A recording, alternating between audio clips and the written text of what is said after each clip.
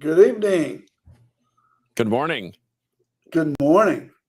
Welcome to Oh, dude, you're awesome. Welcome to Choices Podcast. You can find us at choicespodcastofficial.com. Please go to our website, subscribe, please. That helps us get on different stations. We're doing great. We're growing.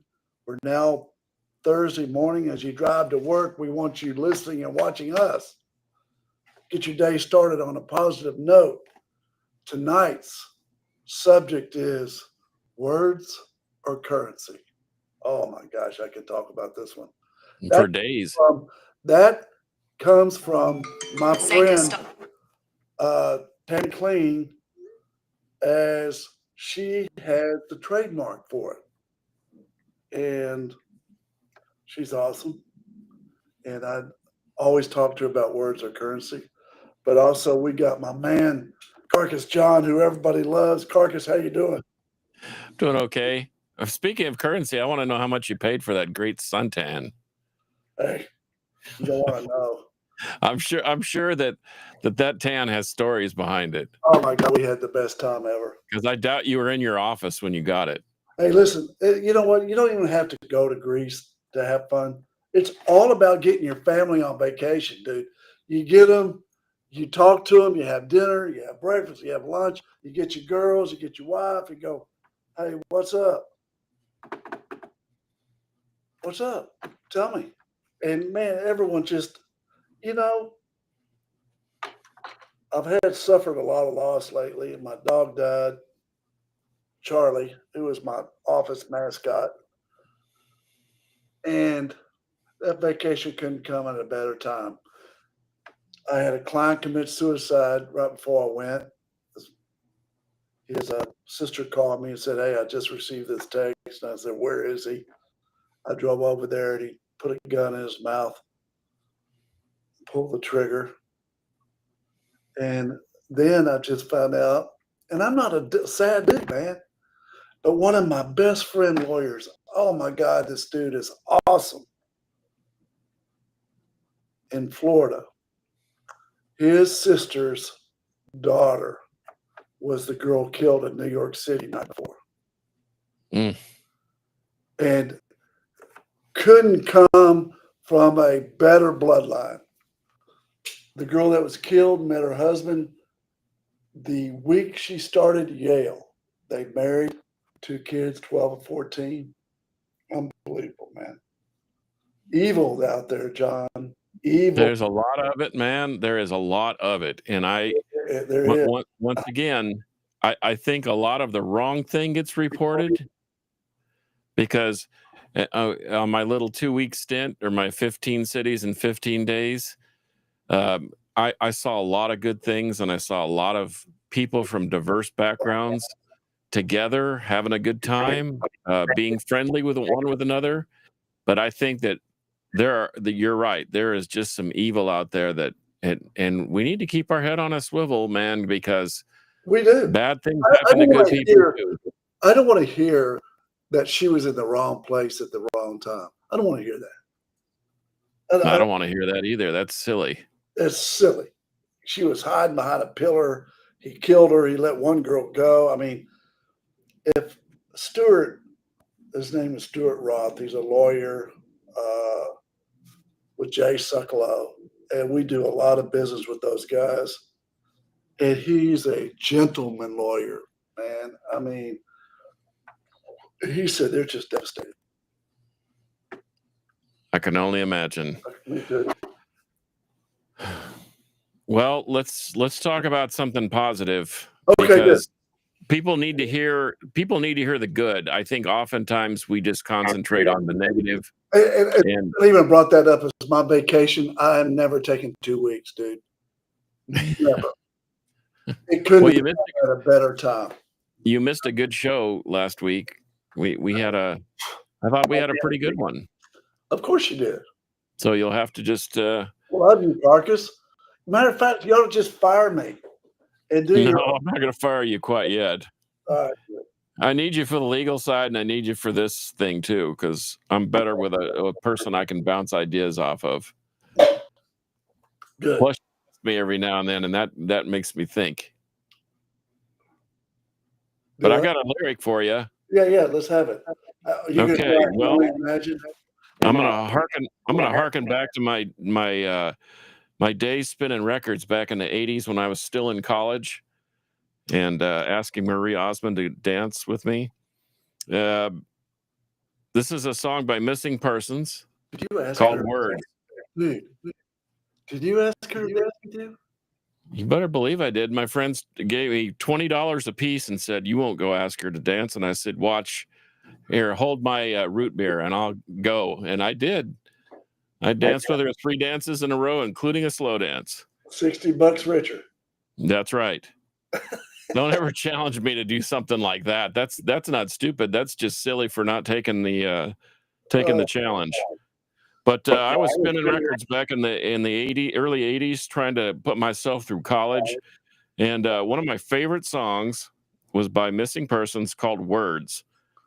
And it goes like this. I won't try to make a mockery of Dale Bozzio because she has a wonderful voice and I don't. But do you hear me? Do you care? Do you hear me? Do you care? My lips are moving and the sound's coming out. The words are audible, but I have my doubts that you realize what has been said. You look at me as if you're in a daze. It's like the feeling at the end of the page when you realize you don't know what I've just said. And then it says, what are words for when nobody's listening anymore? What are words for when no one listens? What are words for when no one listens? There's no use talking at all. It's and then it goes on to say, I might as well go up and talk to the wall because all the words are having no effect at all. It's a funny thing. Am I all alone? Something has to happen to change the direction. What little filters through is giving you the wrong impression. It's a sorry state, I say to myself, and then they repeat the chorus. What are words for if no one listens anymore? I don't know, man. That sounds like that's poignant right now. That's right on target. What do you think? Oh, I think it is. It is. I know. I don't know how many times I'm going to tell you, I had a little bit of a challenging week last week because I did the show solo, which, I like having interaction. I think it works better for even the audience, but I'm responsible at my church for the Sunday school program. And one of our teachers for the adult class canceled it, and literally at the last minute. Like I had 1.5 minutes to prepare to teach 48 minutes to adults and try to inspire them to do good things. And had I been a little more prepared, it probably would have been better. But I was able to fill that with stuff that we've discussed before on this show. And then I added a little snippet about one of my cities on my 15 days of intensity in 15 cities in Flint, Michigan. And you should ask me that story at some point. But it wasn't just words. I think when somebody said after the class, they said, you said you didn't prepare for this. And I said, well, I'm always prepared with something. Even if it's just in my heart, I just sort of open my mouth. And sometimes, I believe that the Lord can inspire us to say the right things. But they weren't just words. And words are kind of like, I was talking to Tony Reed, my guitar playing friend, and I said, there's a lot of people that can play guitar and they can noodle and they can impress people on the internet. But what are those people? What are the best guitarists? And he started naming the Eddie Van Halens, the Jimi Hendrix, the Stevie Ray Vaughns. Oh, Jimmy Page. Come on. Jimmy Page, and it's because they could make the feeling come through their fingers. And I think words are much the same, Brett. Yeah, I think we can just speak and say things, but if they don't come with some feeling behind them, that momentum of emotion, I think that they're just, like this says, it's just like talking to a wall. Yeah, but see, look, words are currency. Sure. They are. And Tammy Kling, my friend, she's a great author. She's a great friend of mine. She's like a sister to me.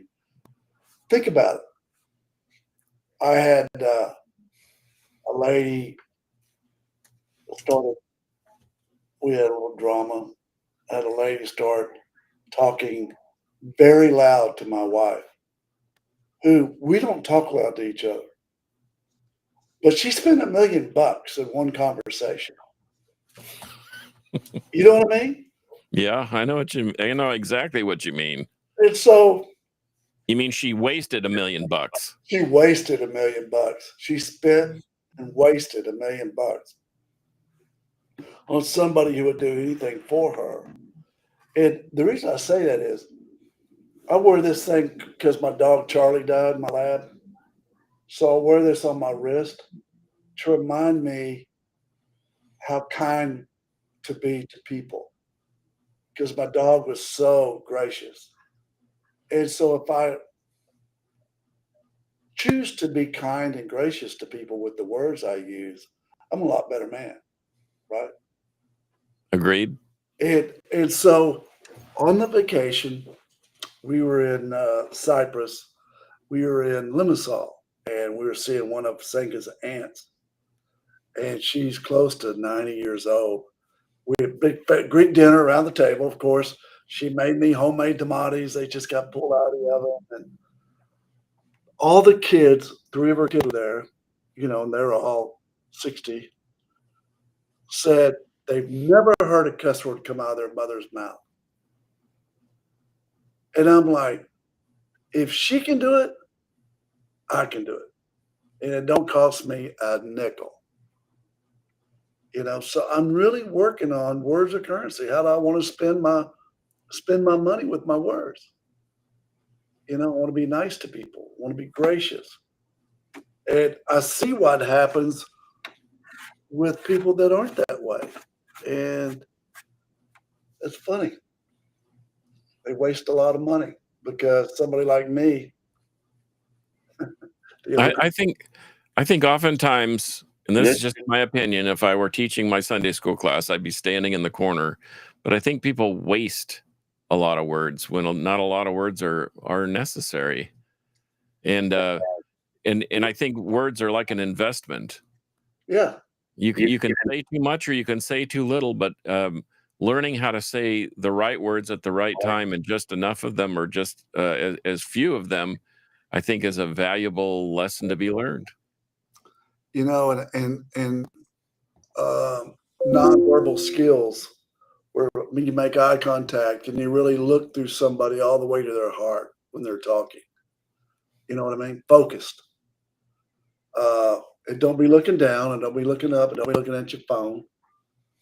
But I think that goes a long way on communication skills. But, when people yell at each other, dog, they're just spending money left and right, wasting on each other. I mean, when they could just invest it, like you say, properly, you know?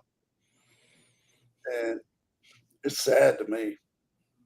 I Anyway, had somebody tell me today that I have such a calm, cool demeanor they couldn't ever imagine me yelling at somebody. isn't that good though? That's a compliment, dude. That is a compliment, It but is.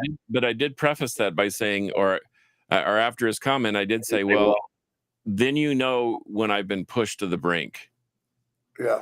because I'm going to get loud, and I think that a lot of us have a similar lifestyle where our world is flat. We can see border to border, we can see the whole fence, but when we get pushed to the fence, where we're very uncomfortable, and we look over and we see the abyss or the alternative.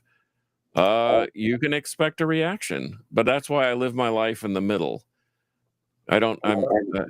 I never peruse the fence very often, other than to make sure that it's secure.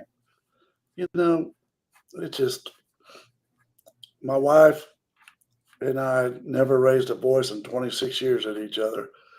And it's funny because when someone raises their voice and my children hear them, they can't stand it. You know what I mean? They go, my mom and dad have never done that. It's fun to watch.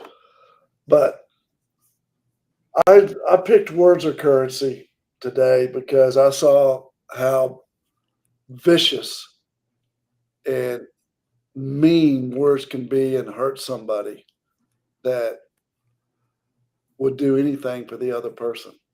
You know what I mean? It's I sent my beautiful wife a saying because I read 5 books while I was on vacation. It was great. I read this to my wife. Hold on, because I want to talk about this. Unexpressed emotions will never die. They are buried alive and will come forth later in uglier ways. It's my quote of the day. Guess who wrote it? Sigmund Freud. Unexpressed emotions will never die. They are buried alive and will come forth later in uglier ways. That means, like, if you're an angry woman and you got a lot of anger and you don't deal with your feelings, you don't journal and deal with your emotions and let it out and heal that, you're going to stuff it. And sooner or later, it's going to come out in an ugly way because you can't withhold it forever. That's so. You agree with that, Carcass? I have to. I can't disagree with you, so I'm going to have to agree.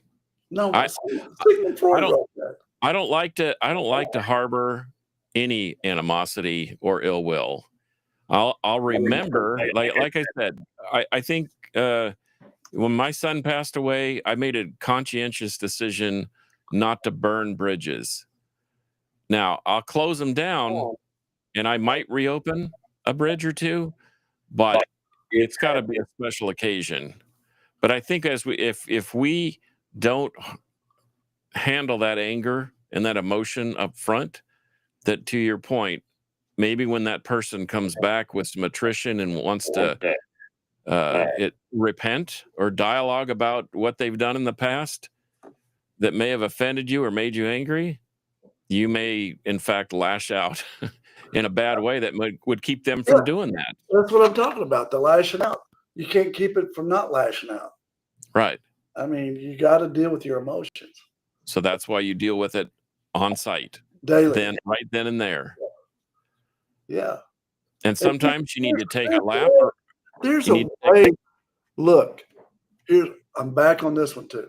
The 24-hour rule. Keep your mouth shut for 24 hours and then come back and have an intelligent conversation about how you feel. Well, that's what I was going to say. You take a lap. You take a lap. Yep. Yeah. And 24-hour rule. You know, I think that helps. And there's nothing that says that you can't come back a little earlier than 24 hours. Yeah. If you've figured it out before then. But some things are even more stringent than that. Take a lap. Take a lap. When we played football, we had to take a lap and carry a tire over our head. Remember that? Oh, yeah. Yeah, or play bull in the ring. You know, or one of those other big games they don't do anymore. My nephew was in the Marines, and he was all angry and mad. His dad died and blah, blah, blah. Marine told us, hey, go over, stand in front of that wall, yell at that wall till you get all that anger out. And I'll tell you, I love that because you got to get it out of your body. I mean, you have to heal. Dude, because when people, it's the inner child syndrome again too, because when you yell at people, it's because you feel less worthy than them, and it's really got nothing to do with them. It's got everything to do with you, and you need to look back at the inner child on why your inner child is vomiting through your mouth instead of the mature side of your brain. Wow, that's quite a graphic right there. That's a verbal graphic. Yeah. Vomiting from the childish part of your brain. Yeah. Out of your mouth. Yeah. Stay with the mature side of your brain. Boy, that we could go on for days about what that actually is and what that entails. Yeah. So I got another quote. But anger. Go ahead. I was going to say that I had a martial arts teacher tell me that anger is a wasted emotion. Yeah, it is. But it's like I said, if you're angry and you stuff it, sooner or later it's going to come out in uglier ways. Yep. All right, listen to this quote. I want to talk about it. A steak can be $7 from a butcher, $10 at a supermarket, $25 at a diner, and $150 at a high-end restaurant. Same steak. Only thing that changed was location. The next time you feel you're worthless, ask yourself if you're just in the wrong place. I don't know why you want to talk about that, because that's a mic drop right there. That is a mic drop moment. In fact, you remember when I used to tell you, my dad used to ask me, we used to have these little personal private interviews every month, and he'd ask me how's school, how's work, how's this, that, and the other when I was a kid. And then he'd say, so do you feel closer to God? And if I said no one time, and he said, well, guess who moved? And then he packed up his notebook and walked out of the room. Oh, and I thought, well, yeah, he's right. I'm the one. I need to look in the mirror. dude, that quote has a lot in it. It's how you feel about yourself and being worthy. Yeah. I think a lot of us could think about that, because there are times where I wonder, but I'm in a man. That's the thing. When you think about it, you either realize that you need to make an adjustment, or doggone it, you're in a pretty good place. Yeah. And that's a nice feeling. Yeah. I'm in a pretty good place right now. Me too. I think that's a good place for the show to end, dude. I agree. I think you're in a great place. I'm in a great place, and I ask everybody to pray for my friend Stuart and his sister with the loss of their niece and daughter. Terrible. You know, it's funny. You never think, that's what my friend said. Stuart said, it's so surreal. You never think that's going to happen to you. And when it does, it's just shocking, just devastating. So, you know what? We need to be nice to each other. We need to be kind to each other. We need to be gracious to each other. You just never know. It could be done tomorrow. It could be done in the next 15 minutes. And Every time I see a car accident, I feel that way. I feel like, gosh, I know that person didn't wake up this morning thinking they were going to be involved in something like this. You want to go out. So to your point, gracious. You don't want to go out being angry. Y'all have a good day. Be nice to everybody. It's Thursday. Be nice, be kind, be gracious. Love you guys. Be cool. See you next time. Yeah.